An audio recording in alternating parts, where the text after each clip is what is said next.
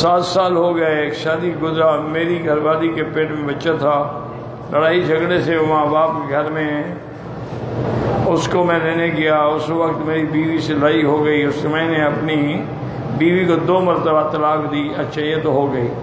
پھر سارے ملتان صاحب کے پاس گیا، انہوں نے کہا کہ اس کی بیوی کو طلاق نہیں ہوئی، اس لیے آج سے 1 مہینہ پہلے لڑائی جھگڑے ہوئے تھے، تو میں نے اپنے سارے سے فون پر بات کی، مجھ سے لڑنے جھگڑنے لگا، پتہ ہے غصے میں ہو گیا۔ جب غصے میں زیادہ ہوا تو میں نے 12 گرام زکوٰۃ ہو گئی ہے، باقی سب بہانے ہیں۔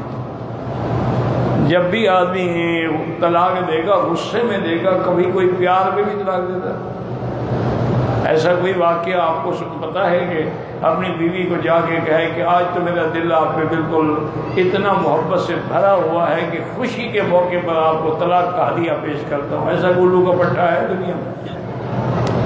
تو جب بھی طلاق دے گا غصے میں دے گا۔ طلاق ہے، غصے میں ہو، محبت میں ہو، اعتدال میں ہو، غضب میں ہو، یہ 3 چیزیں ہیں۔ ثلاث جدہن جد وحدہن جد، النکاح والطلاق والعقاق۔